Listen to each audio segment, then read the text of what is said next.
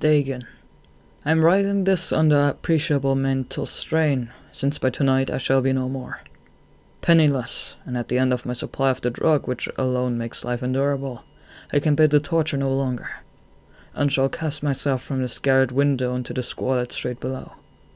Do not think from my slavery to morphine that I am weakling or a degenerate. When you have read these hastily scrawled pages, you may guess why it is that I must have forgetfulness or death. It was in one of the most open and least frequented parts of the broad Pacific that the packet of which I was supercargo fell a victim to the German sea raider. The Great War was then at its very beginning, and the enemy's navy had not reached its later degree of ruthlessness, so that our vessel was made a legitimate prize, whilst we of her crew were treated with all the fairness and consideration due us as our naval prisoners. So liberal, indeed, was the discipline of our captors, that 5 days after we were taken, I managed to escape alone in a small boat with water and provisions for a good length of time. When I finally found myself adrift and free, I had but little idea of my surroundings. Never a competent navigator, I could only guess vaguely by the sun and stars that it was somewhat south of the equator. Of the longitude I knew nothing, and no island or coastline was in sight. The water kept fair, and for uncounted days I drifted aimlessly beneath the scorching sun, waiting either for some passing ship or to be cast off the shores of an habitable land. But neither ship nor land appeared, and I began to despair in my solitude upon the heaving vastness of unbroken blue. The change happened whilst I slept. Its details I shall never know, for my slumber, though troubled and dream-infested, was continuous. When at last I awakened, it was to discover myself half sucked into a slimy expanse of hellish black mire, which extended about me in monotonous undulations as far as I could see, and in which my boat lay ungrounded some distance away. Though one might well imagine that my first sensation would be of wonder at so prodigious and unexpected a transformation of scenery, I was in reality more horrified than astonished, for there was in the air and the rotting soil a sinister quality which chilled me to the very core. The region was putrid with the carcasses of decaying fish, and of other less describable things which I saw protruding from the nasty mud of the unending plain. Perhaps I should not hope to convey in mere words the unutterable hideousness that can dwell in absolute silence and barren immensity. There was nothing within hearing, and nothing in sight save a vast reach of black slime. Yet the very completeness of the stillness of the homogeneity of the landscape oppressed me with a nauseating fear. The sun was blazing down from a sky which seemed to me almost black in its cloudless cruelty, as though reflecting the inky marsh beneath my feet. As I crawled into the stranded boat, I realized that only one theory could explain my position. Through some unprecedented volcanic upheaval, a portion of the ocean floor must have been thrown to the surface, exposing regions which for innumerable millions of years had lain hidden under unfathomable watery depths. So great was the extent of the new land which had risen beneath me, that I could not detect the faintest noise of the surging ocean, strain my ears as I might. Nor were there any sea fowl to prey upon the dead things. For several hours I sat thinking or brooding on the boat, which lay upon its side and afforded as slight shade as the sun moved across the heavens. As the day progressed, the ground lost some of its stickiness, and seemed likely to dry sufficiently for travelling purposes in a short time. That night I slept but little, and the next day I made for myself a pack of containing food and water, preparatory to an overland journey in search of the vanished sea and possible rescue. On the third morning I found the soil dry enough to walk upon with ease. The odor of the fish was maddening, but I was too much concerned with graver things to mind so slight an evil, and set out boldly for an unknown goal. All day I forged steadily westward, guided by a faraway hummock which rose higher than any other elevation on the rolling desert. That night I encamped, and on the following day still travelled toward the hummock, though the object seemed scarcely nearer than when I had first espied it. By the fourth evening I attained the base of the mound, which turned out to be much higher than it had appeared from the distance, an intervening valley setting out in sharper relief from the general surface. Too weary to ascend, I slept in the shadow of the hill. I know not why my dreams were so wild that night, but ere the waning and fantastically gibbous moon had risen far above the eastern plain, I was awake in a cold perspiration, determined to sleep no more. Such visions as I had experienced were too much for me to endure again. And in the glow of the moon I saw how unwise I had been to travel by day. Without the glare of the parching sun, my journey would have cost me less energy. Indeed, I now felt quite able to perform the ascent which had deterred me at sunset. Picking up my pack, I started for the crest of the eminence. I have said that the unbroken monotony of the rolling plain was a source of vague horror to me, but I think my horror was greater when I gained the summit of a mount and looked down the other side into an immeasurable pit or canyon, whose black recesses the moon had not yet soared high enough to illumine. I felt myself on the edge of the world, peering over the rim into a fathomless chaos of eternal night. Through my terror ran curious reminiscences of Paradise Lost and of Satan's hideous climb through the unfashioned realms of darkness. As the moon climbed higher in the sky, I began to see that the slopes of the valley were not quite so perpendicular as I had imagined. Legends and outcroppings of rock afforded fairly easy footholds for a descent, whilst after a drop of a few hundred feet, the declivity became very gradual.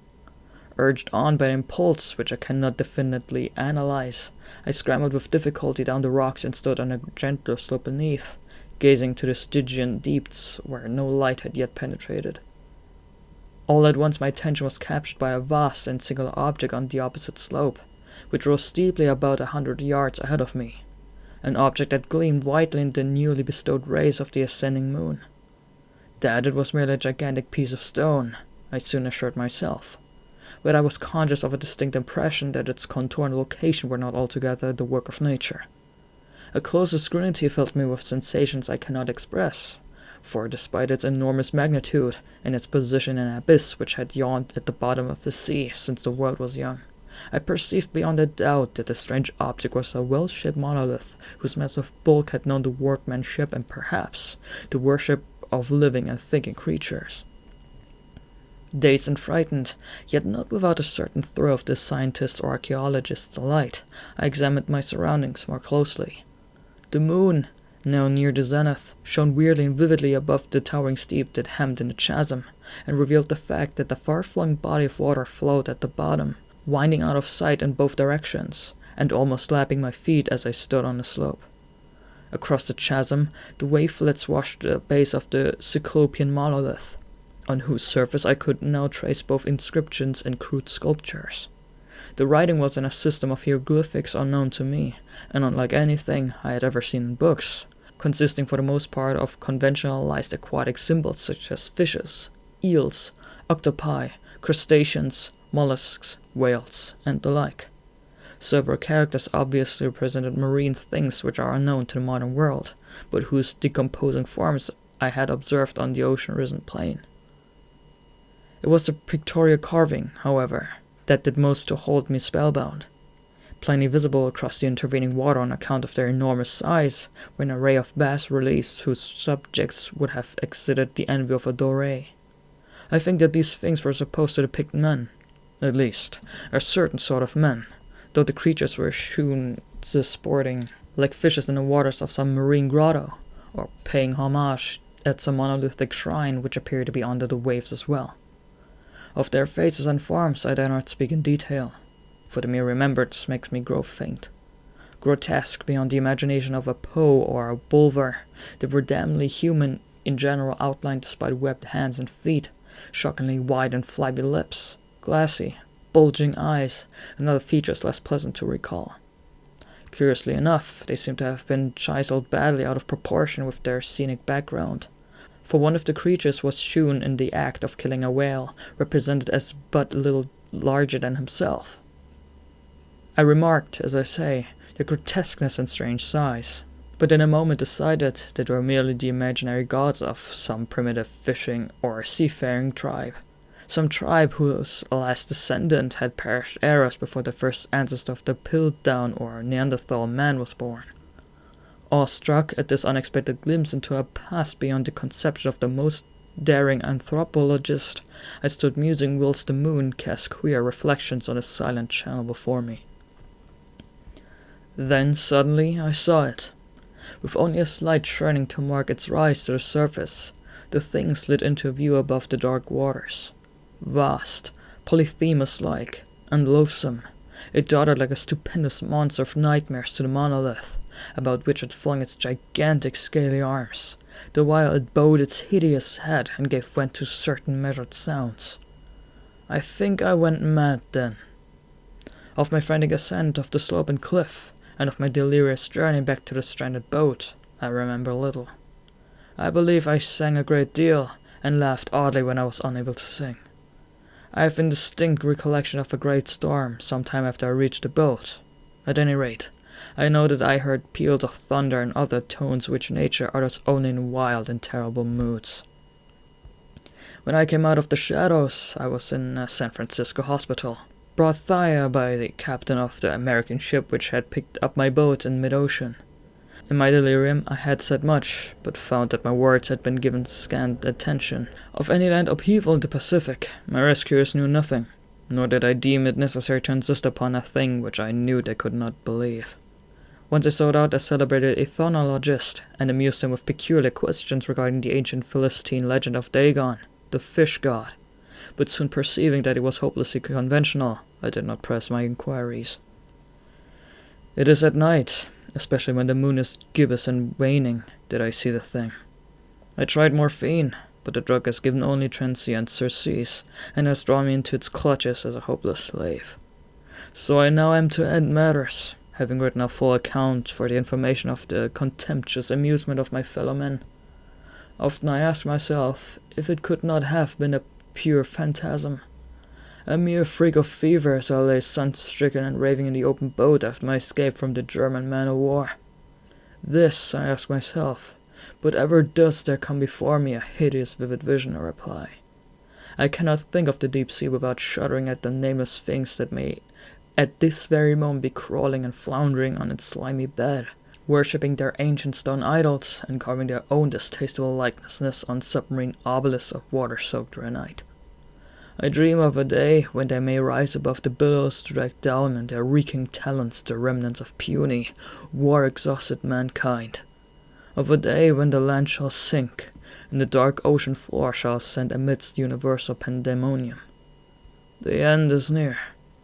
I hear a noise at the door, as of some immense slippery body lumbering against it. It shall not find me.